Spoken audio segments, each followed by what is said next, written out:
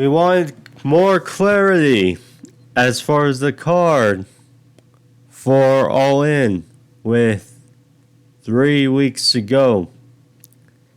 Well, Tony Khan and AEW provided some more clarity as far as the card and All In, and I tell you, this is going to be one hell of a card as we expected. But hello everyone, and welcome back to the podcast. Your host Joe Tool and Love here to provide your review for AEW Collision on August 5th, 2023. So now, me and many were not happy and confused on the Dynamite after Blood and Guts, seeing how we had a month to go towards All In, and it felt like it was, as I mentioned on the thumbnail, it was a mid-level, like a reset show for AEW before they go back to full throttle on the road to All In 3 weeks. In which case, Dynamite was good, which, by the way, if you haven't picked up the review yet, finally posted it earlier today, or finally went up earlier today. Some issues, but alas, it is up on the channel, so you can see that. But Dynamite was good on Wednesday, in which we got the first match and presumably the main event on the card. MJF versus Sam Cole for the AEW World Title. Already a hell of a match. Then tonight on Collision, or depending when you get it, but on Collision, we had two other major matches teased that very well could add a lot to the show, as FTR, after a victory in a heck of an opener for Big Bill and Brian Cage, they called out the Young Bucks. I mean, they have name dropped them numerous times over a number of weeks. Obviously, the dream match that was hoped for after what has gone on last year was FTR and CM Punk versus the Young Bucks and Kenny Omega. It's not quite that, but this is still a match that has ruined for a long time. Last year we got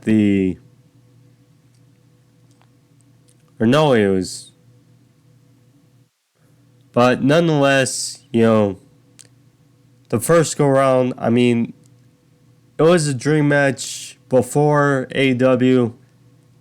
And when FTR came to AEW, it was certainly a reality. First go around was Full Gear 2020, but didn't do justice. I mean, a total match that was built for years and no fans in attendance. The following match, round 2, was much more special. It was the main event of Dynamite. It was when FTR were the Ring of Honor Tag Team Champions and New Japan Tag Team Champions. And it was a hell of a match in the main event of Dynamite. Now, presumably, round 3, the rubber match, the trilogy, whichever you want to call it, FTR and the Bucks, part 3. In front of their biggest crowd, 8,000 plus. Yes, I saw on WrestleTix. Shout out to them on Twitter. I saw the report that, they're nearing 80,000 for Wembley. And I assume with the mentions that were made on Collision that they're only going to go up. But yeah, that match, as big as match you could get.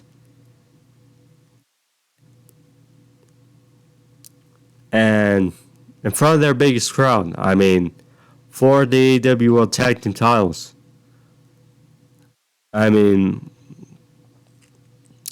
Young Bucks announced on Rampage that they were set to go back to the tag team division, and they're going to be facing the Hardys on Wednesday.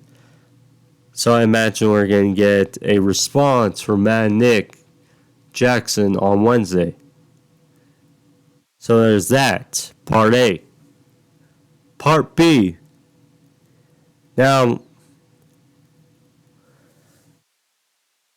me and some other, I assume others, were assuming or hoping, okay, if we don't get the trios match, we could at least get 2 separate matches out of it after the Bucks and FTR was made. That was not the case, it seems.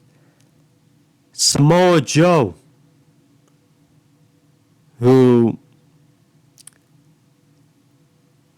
has been a huge part of CM Punk's past in Ring of Honor, and whom has tangled with CM Punk many times, or a few times on Collision, including their stint in the Owen Hart Cup tournament, in which CM Punk got the victory, his first victory over Samoa Joe.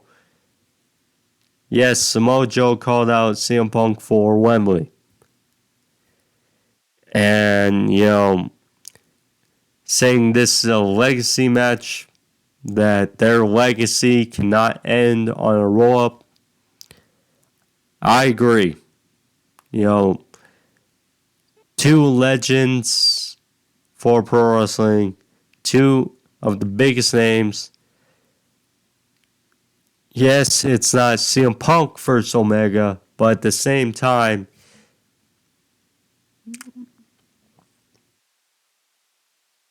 it appears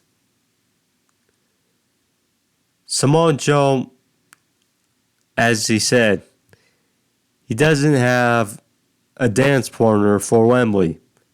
And it'd be hard to keep Samoa Joe off Wembley. Just the chance from 8,000 plus, it's going to be nuts. And that is a hell of a match. Presuming it gets finalized, but, these 2 matches will definitely add a lot to All In Wembley. But with those out of the way, Collision was a very solid show, as it pretty much has been thus far. Last week was, we could say, a bit so-and-so, but Collision was, again, very good. Had the tag team match. We had a little trios match for the House Black, which I'll get into, and a match made for next week following the House Black. But we got them. We got CM Punk vs Ricky Starks.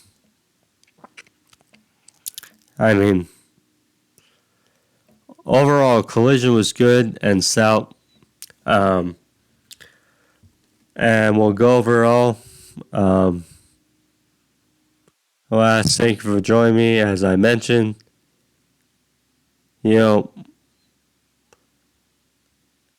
And agreed. Thank you for joining me. Wherever you are, you may have, whether you watch Collision or SummerSlam, or hell, even the Jake Paul, Nate Diaz fight.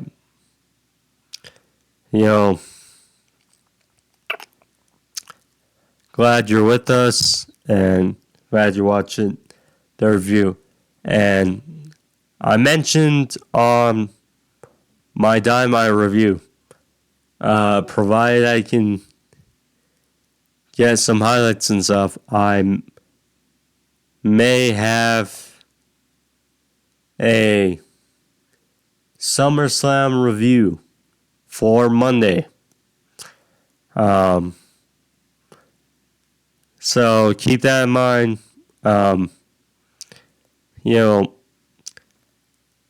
The last WWE related review I did was WrestleMania. I am slowly, I'm slowly trying to get back into the WWE thick of things. Because, when Triple H took over literally last SummerSlam, amidst the allegations of Vince, we saw things were going smoothly in Triple H's direction.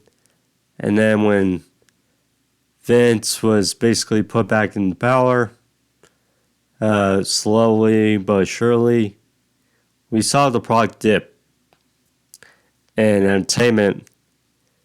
Although I did see SummerSlam, WrestleMania, made a review of that. I did see some Raws here and there. I'm still following it, but I'm slowly diving into watching WWE again. And SummerSlam seems like was a good card. So, but nonetheless, I may have a review for Monday. But that's Monday. For tonight, got AEW for you. So, here we go for Collision. So, Collision started off with, as I mentioned, Big Bill and Brian Cage versus FTR for the AEW World Tag Team titles.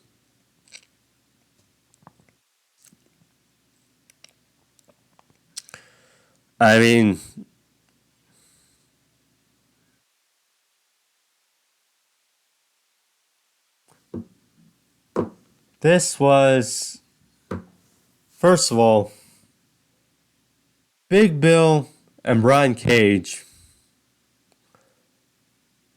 make a very good pairing.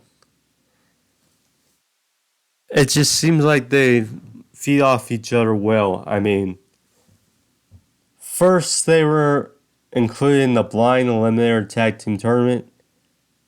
They meshed well. And then they won that Battle Royal last week or a couple weeks ago on Rampage to get this title shot here. And it was a fun one. Nice spot for Bill and Cage. You know,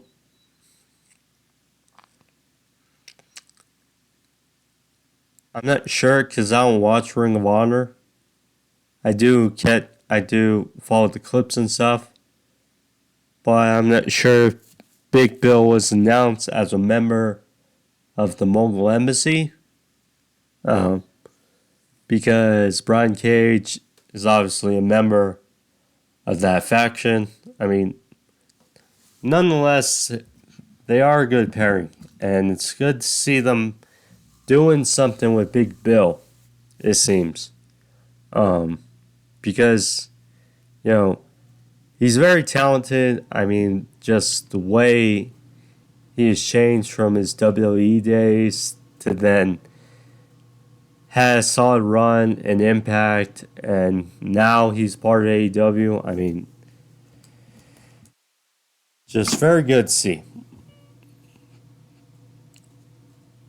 While I would have liked and would have been okay with Brian Cage and Big Bill winning, that was not the big picture as FTR took this. So, Cash Wheeler, apparently his mom, was in the crowd. So you knew something was gonna, odds are something was gonna escalate from this interaction or whatever. So, Cash's mom, apparently Big Bill was on the outside.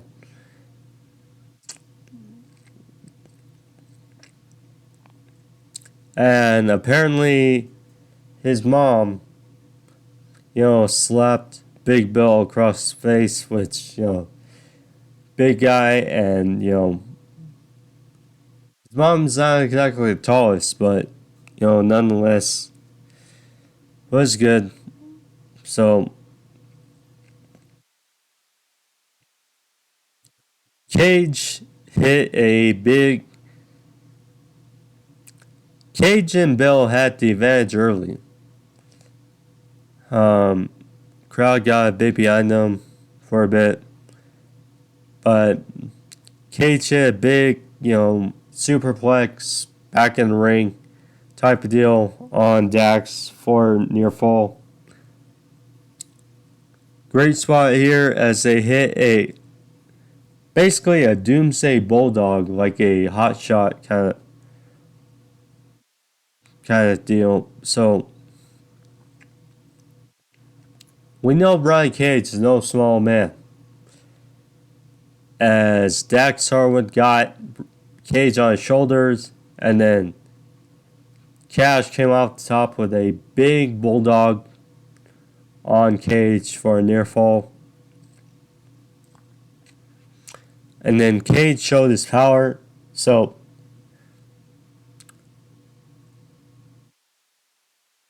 Cash was kind of on the shoulders, like a crucifix position, like on Cage, while he delivered a Fallaway Slam to Dax.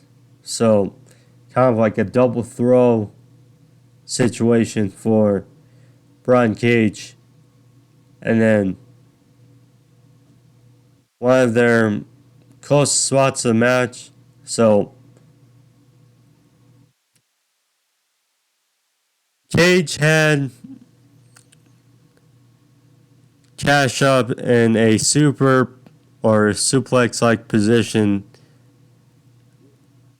or Dax, excuse me, and Bill intercepted Dax with a choke slam as Cage hit a jackhammer on Cash for a near fall. And Bill thought that was it. So, in this shown the agility and ability of Cage. He hit a tope con hero flush over the top on both members of FTR. That was impressive for. And then back in ring, Bill hit a slam for a near fall. So there was that. So then FTR, as figured, they isolated Big Bill, sending him to the outside, and they took care of Brian Cage in the middle of the ring, and they hit the Shatter Machine on Brian Cage in the middle of the ring and got the win. So there you go. FTR retains. Afterwards, Dax with the mic talked about, well, their biggest crowd, and, you know, they got unfinished business.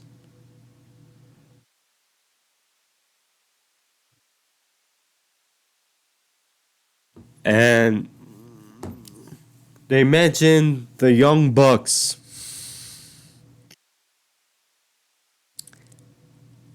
Saying how at Wembley, the largest attendance, and talking about the trilogy, the rubber match, you know, FTR versus the Bucks, who is the greatest tag team of all time, top guys out.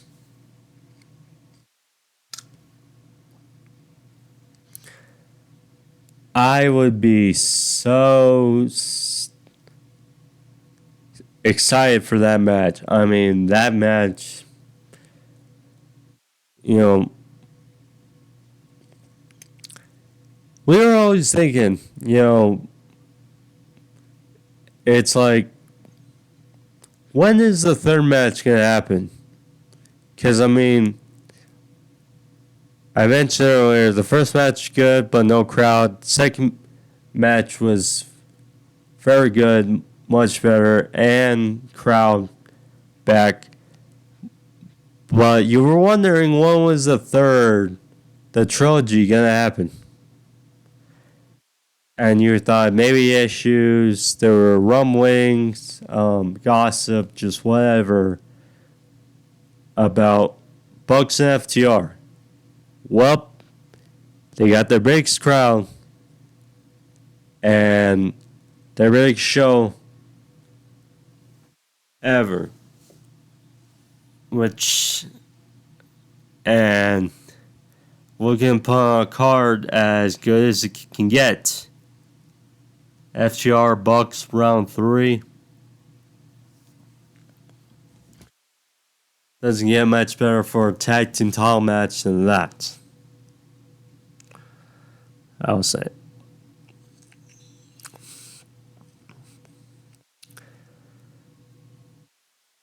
So we got a little back and forth, you know, backstage videos of CM Punk and Ricky Starks.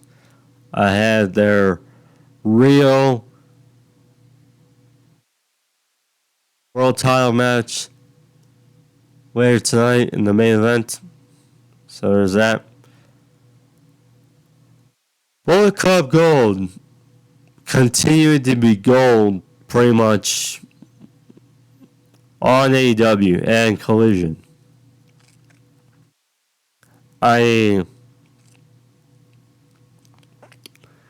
First it was Juice Robinson.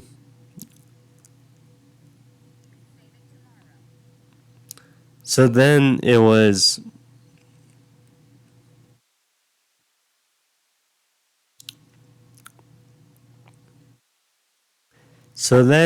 Jay White, and then he was talking trash about Shivani and saying, well, the guns could help you out with commentary, and they came in with headsets. I mean, they were being obnoxious but funny. They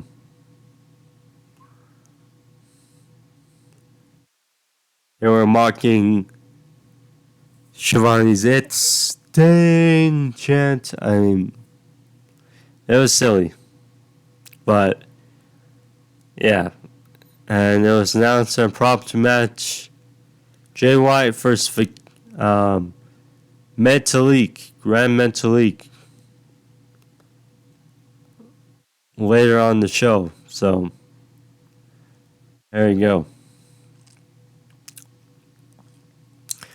Mercedes Martinez in the next of their 4 championship matches on the show.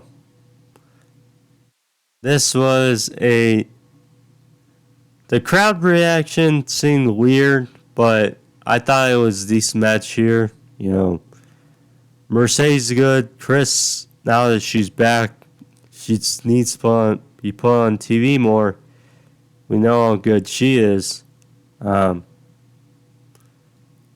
yeah, this was a decent match here. So,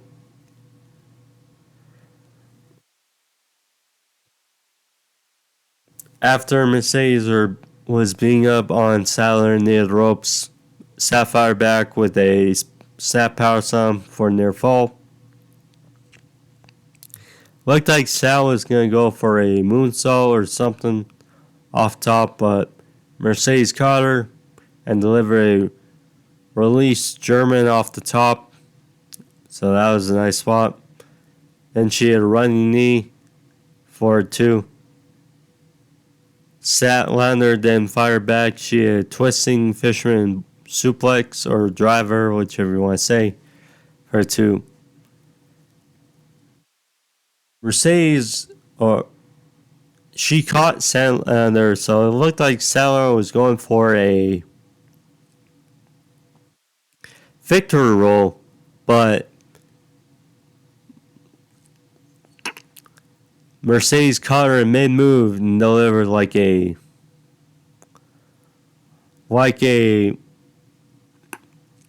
reverse powerbomb, kind of like a wheelbarrow powerbomb. It looked like that was a nice impromptu for a near fall. Finally, that retained here with a roll up with a bridge. She didn't get quite the bridge, but she did get the roll up here for the win. And yeah, she got the victory. So there you go. Obviously, more Statlander. Obviously, we need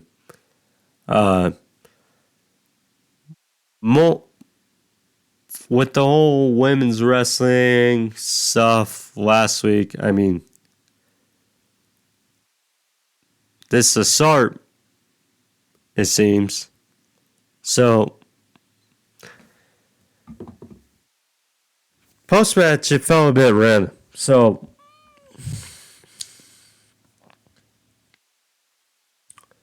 afterwards, Mercedes continued to beat down on Statlander.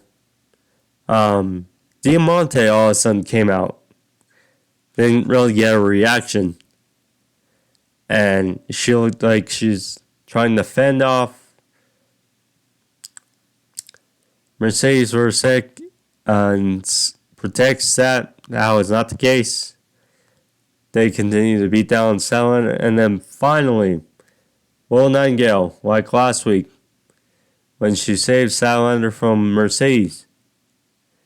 Saved Statlander here, fend them off, and we got a tag team match next week. Yeah. I mean, Does feel a bit strange seeing one after the other, but get some continuity, and then towards next week, I mean, it's start. Because we know how good Willow is, too. She just needs time as well. I mean, she won the Owen Hart tournament for the women, for Pete's sake. Toni Storm, she was quite hilarious backstage. In her segment with Tony Schiavone, and how she was like, well, I'm not going to react. I'm not going to be, freak out after my loss to Shida on Dynamite. And then she was like, in and out and in and out. Being like frustrated. Afterwards, she actually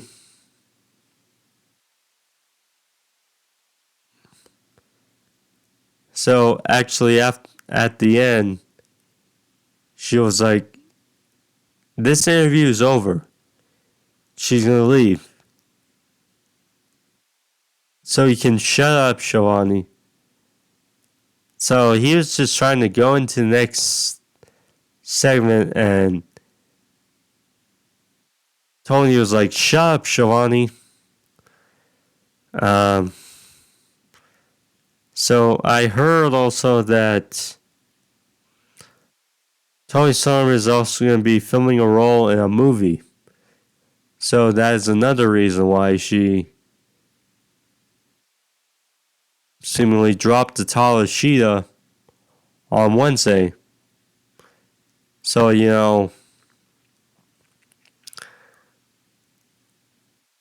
how much longer are we going to see Toni Storm? I'm not sure, but nonetheless, this was funny, I would say.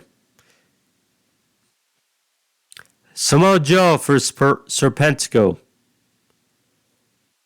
If you blinked, you missed this match. This was like Ian Riccaboni, who, by the way, filled in again for Kevin Kelly alongside Nigel McGuinness. They are a very good pair together on commentary. I'm guessing that G1 is still going on in New Japan. But nonetheless, with Riccaboni there's not a significant drop-off.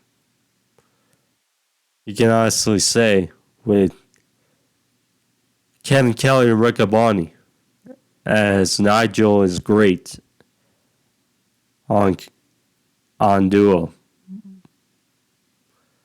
But yeah, if you blinked, you missed this match. I literally was like, okay, how long is this going to take? So I put on the timer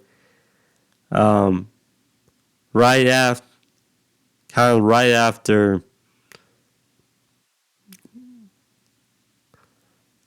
Samoa Joe hit a sky high on Serpentico. Yeah, Samoa Joe's entrance was much longer. And then he locked in his rear naked choke, Coquilla clutch. That was it for Serpentico. So there you go. Afterwards, he talked about their biggest crowd in Wembley, all in a few weeks, and how he has no dance partner to dance with at All In.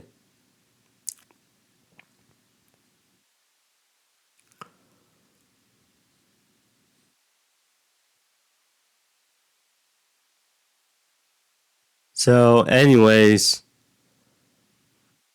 talked about CM Punk's history.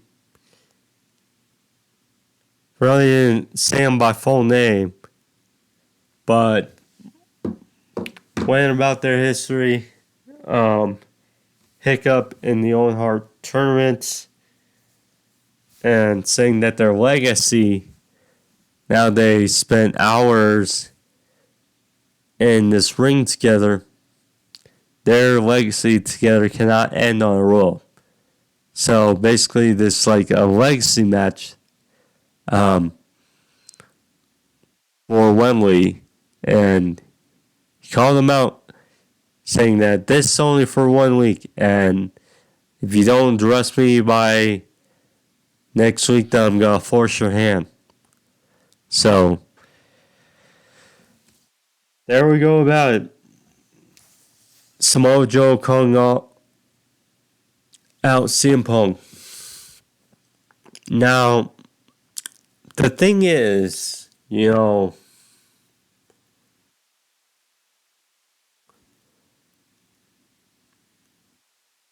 now that, okay, assuming these matches are official, Bucks vs FTR, Samoa Joe vs CM Punk, Kenny Omega. Okay, so that leaves only a few options. The way I see it is A, we get the trilogy between Kenny Omega and Will Ospreay at Wembley, which would just, go bananas. I mean, that trilogy, it's hard to think they'll, I highly doubt, I don't see it, them leaving Ospreay off Wembley. So, that's my thought. Or B,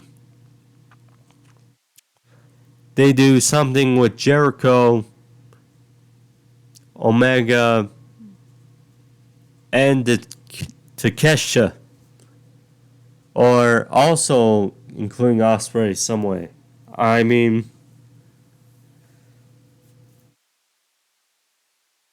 Those seem like the likability where they're headed.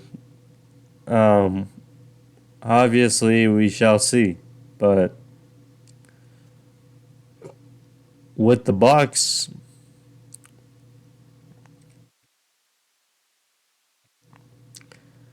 and CM Punk being cornered, I think it just makes sense with how things are going.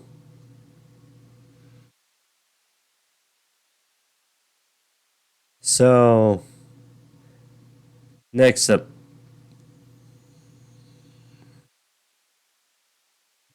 The Acclaim. This was a nice little segment as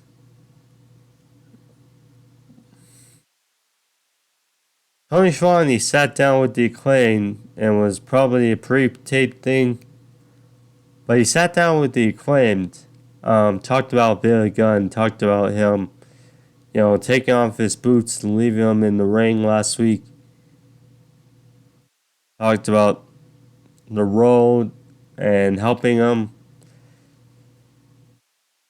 Anthony Bowens talked about,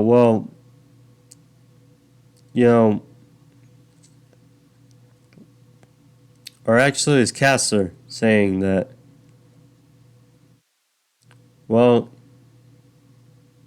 they were trying to find themselves just by themselves in AEW, and then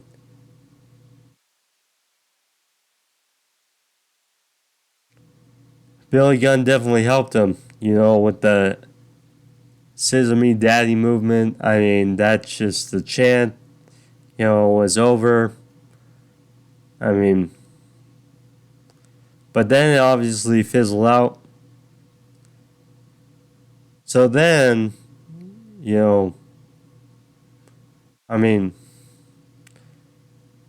obviously, Castro talked about, He helped them win the tag team titles, you know, and Bones like, well,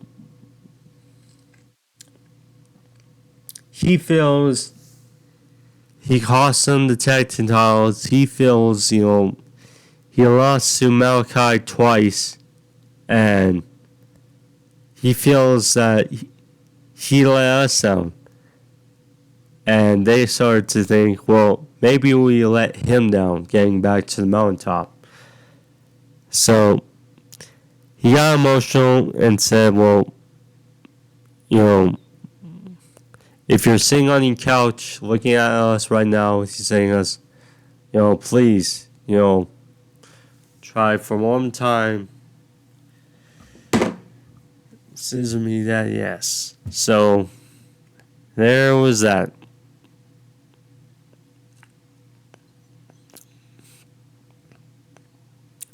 So, still wondering what this will ultimately lead to. You know, I mean, like we said, this movement of sorts with Billy Gunn and the Acclaimed. You know, it started off hot, had momentum, but fizzled out on its, you know, momentum. And, I mean, the Acclaimed, you know, never really got a run with the tag team titles. They could certainly benefit being back in the tag team division, I think we could say. But, you know, Billy Gunn, you know, turning on the Acclaimed, you know, generating heat. Maybe, well, now that his sons are a part of Bullet Club Gold, I don't think he'll join his sons quietly anytime soon. So, we'll see where this ultimately leads.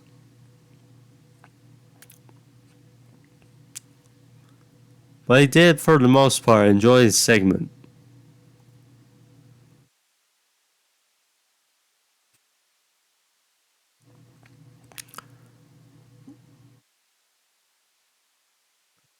Yikes, my notes. Okay, there we go.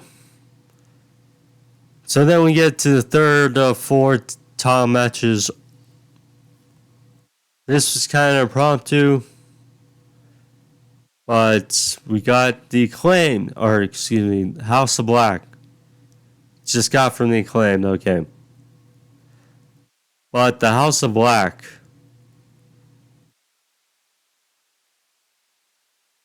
versus Darius Martin, Action Andretti, and Lee Johnson. Haven't not seen in a while.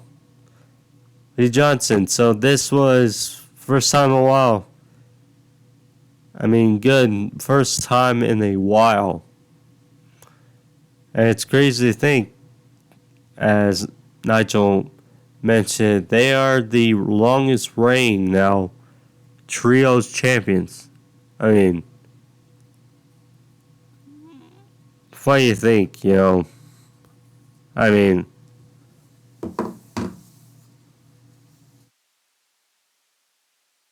and good. I mean,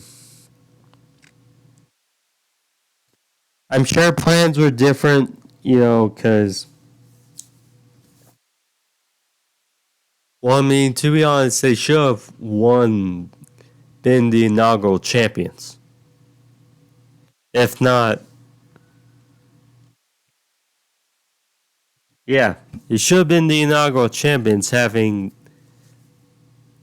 the Elites, the Dark Order, the Death Triangle, chasing them, But, the plans happen.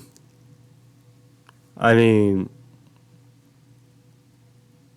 the Elite beat the Dark Order in the finals of the inaugural tournament last year for the Trio Styles. And with the incident at All Out, they were stripped. So then, impromptu,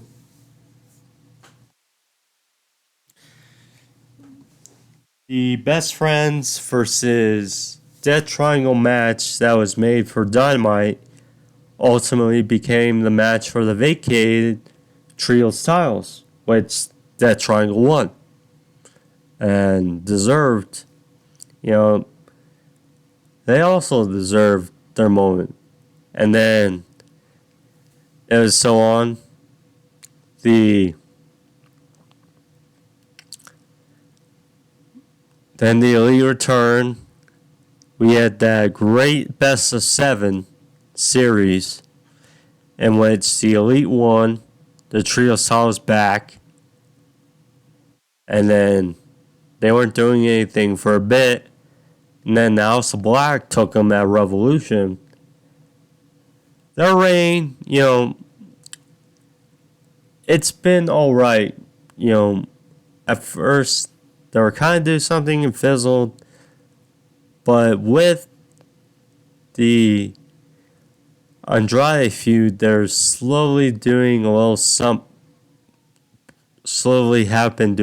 something as of late. But still, Trios division and Tag division need a bit of a revamp, I'd say. But yeah, great for them so far. And so this was House Rules. Open House Rules. And funny. So Lee Johnson was on the other side. And for those who know, Lee Johnson,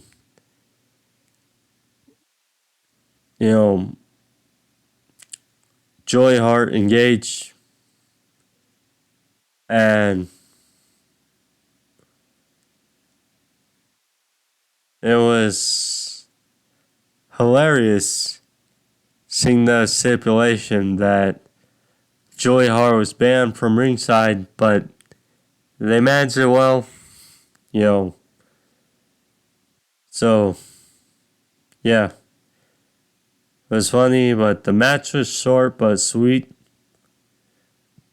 So,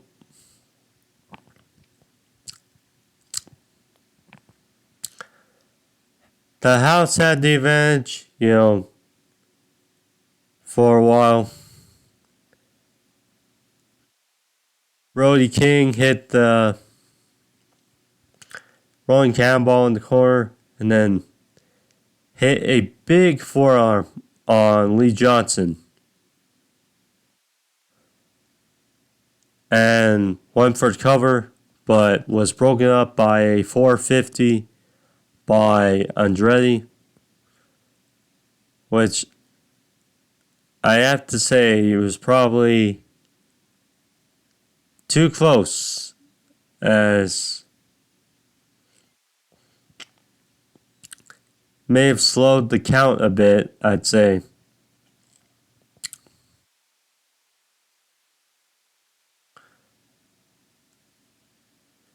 But nonetheless, Andretti stopped it with a 450.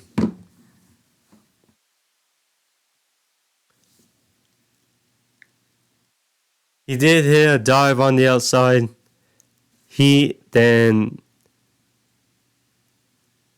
And Darius started doing some double teaming in the middle of the ring. And looked like when they were getting going, Malachi and a Buddy appeared in the ring, caught Darius in midair with 2 big knees, taking him out. And then Brody King clean the clock just of an action Andretti with this huge lariat. And that was all she wrote. 1, 2, 3, the house retains. Good stuff. Good stuff.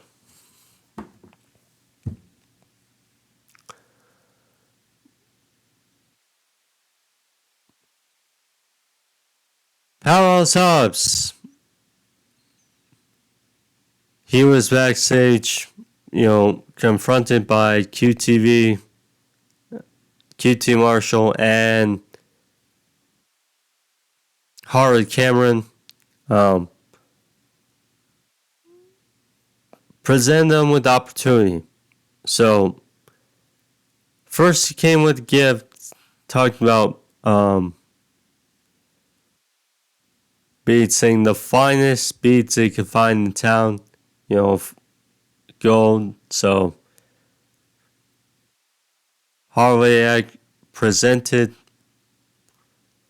with some, I assume fake gold chains and in a box, and then Marshall talked about, well, presumably he gets his biggest victory at All Out, where Collision started. So Hobbs like, I don't need your help, and thanks for the gold. So I'm so curious where this leads. I don't know. I mean, Hobbs could definitely move away from QTV. And, Aaron Solo attacked Miro last week. We didn't see Miro or Aaron Solo on the show. Or QT Marshall addressed that. So I was a little off by that. But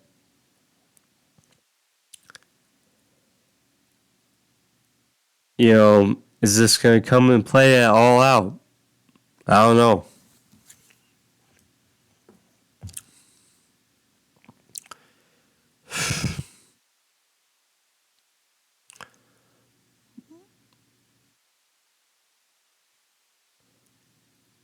Christian Cage is great, and this was hilarious. So, he said he was there with a little girl, he was holding the TNT title, and Luchasaurus behind him. Talked about, well, Darby is training Nick Wayne, 18-year-old. People think he's a role model assistant. Well, he has started there to prove a point that he is a role model, and that his daughter apparently asked him to hold the title, and he said, no one holds it but you didn't win this. No one holds it but me. And he said, go find your mother. And then he said, security, she's not certified or credentialed, throw her out of the building. And Tony Schiavone, it was hilarious. I mean, just hilarious. Yep.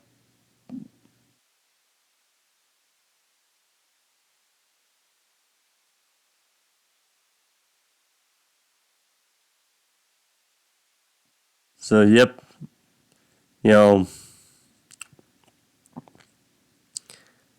I imagine Darby's going to clear up have a match with Swerve at All In or something, and then All Out. I mean, Christian Cage has been so just enjoyable and hilarious. I want to see Chris Cage face Darby at All Out. And I think many would agree. Although Luchasaurus and Darby could have a fun match too. So let's see. Metalik versus Jay White. This is funny. Got some good time. But yep. So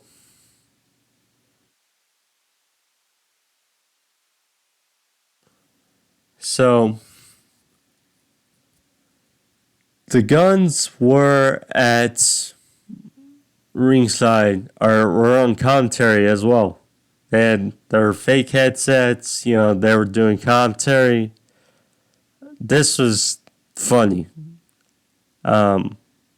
Just all Bullet Club Gold have been great since the start of Collision.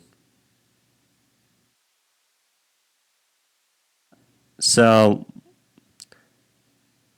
mentally got some offense in, but in the end, Jay White won here with the Blade Runner, as expected. And 1, 2, 3, Jay White gets victory.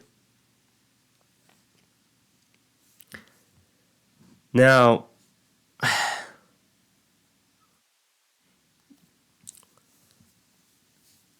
after the calls early in the show, I started getting greedy. But,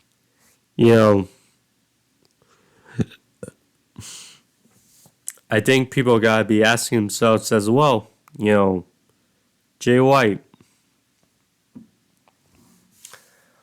what does he do? Probably at All In. I feel that something's,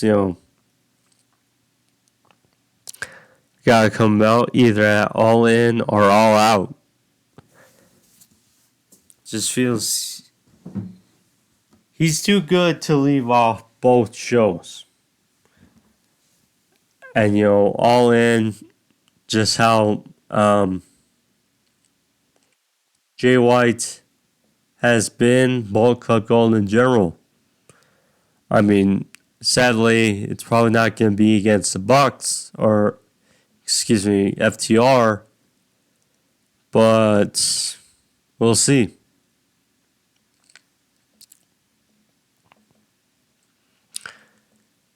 Main events.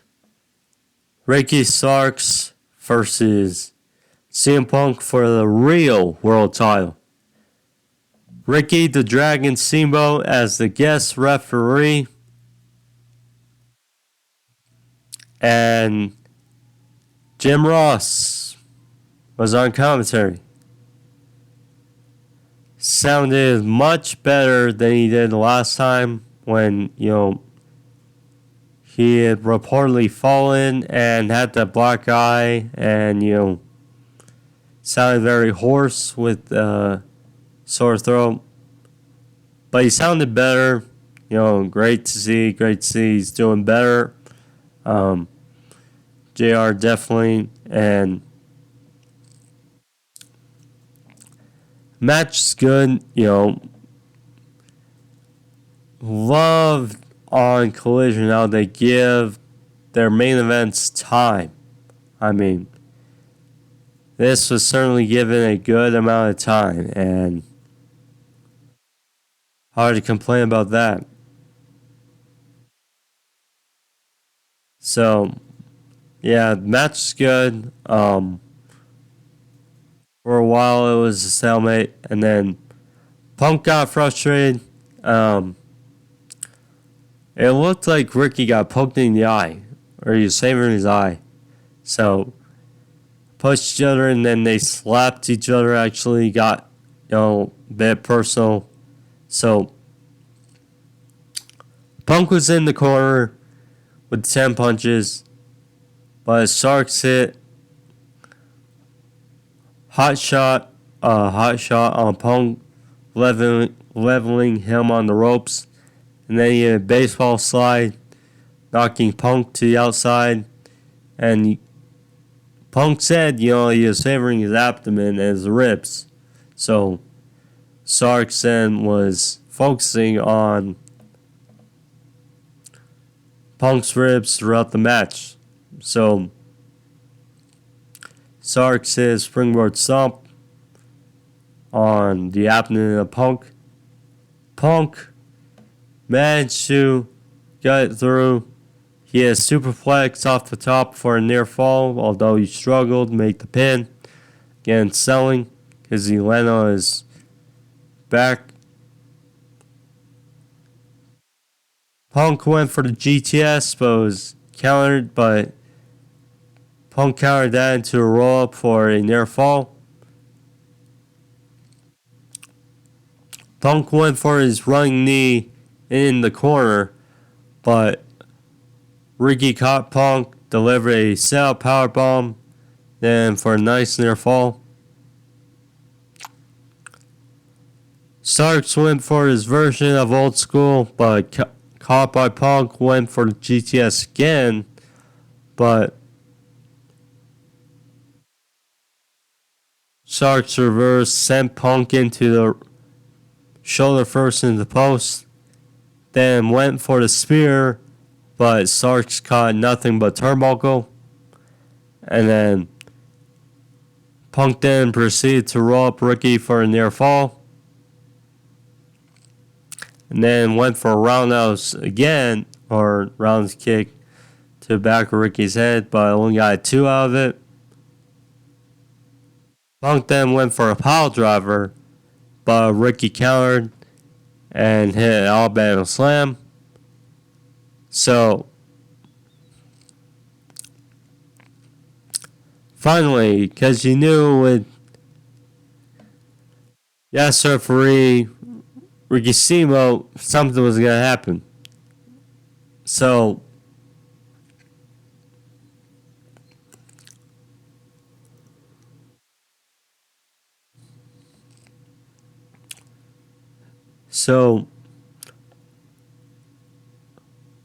Sarks got off the ropes. It was a simple drop down,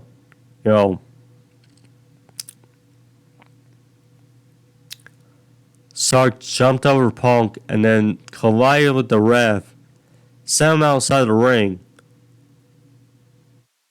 Ricky Steamboat then proceeded to check on the ref, but, he wasn't getting up.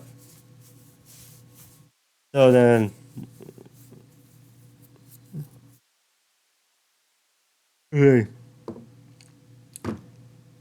Sarks rolled up Punk, but had his feet on the ropes for leverage. Simo, who was on the outside, noticed it and shoved Ricky's feet off the ropes, a mice official. And then, after a bit, Punk rolled up Ricky and Simo got back in the ring, and counted the 3, 1, 2, 3. And Punk beat Ricky. So, yeah. Now, and after match, Sarks was pissed. He couldn't believe it.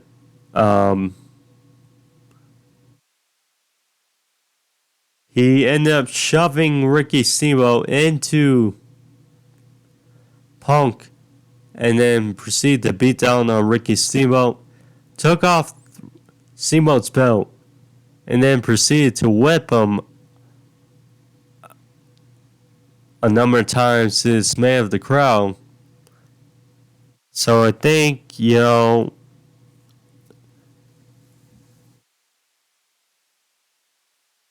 if you're pretty much wondering who turning heel in this scenario, I think Starks ultimately decided to turn the corner. with what happened here. Starks was frustrated. Punk tried to fend him up with a chair, and then some was that. Starks tried to get back for revenge, but Punk threw the chair, pretty much scared off Ricky. So there was that. So the storyline, part of the storyline was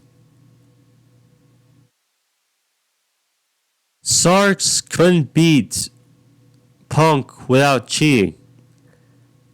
And we saw it, by any means necessary. And Starks, we saw, tried to win over Punk again by using the ropes.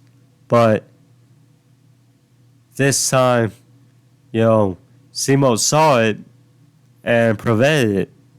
So, and Punk beats Ricky Starks here. And I mean, a week after the belt came out of the bag, I get it. It would have been a misfortune if a week after proclaiming you're the real world champion and taking the belt out, it would feel like just,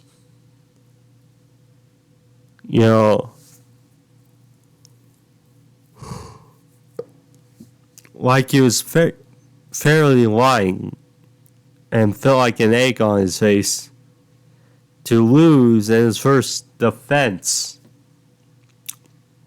Punk won. And interesting for next week.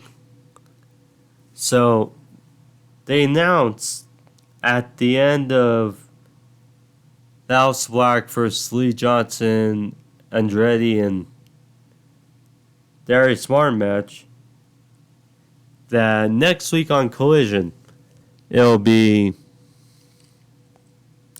CM Punk and FTR versus the House of Black for the Trios titles. I mean,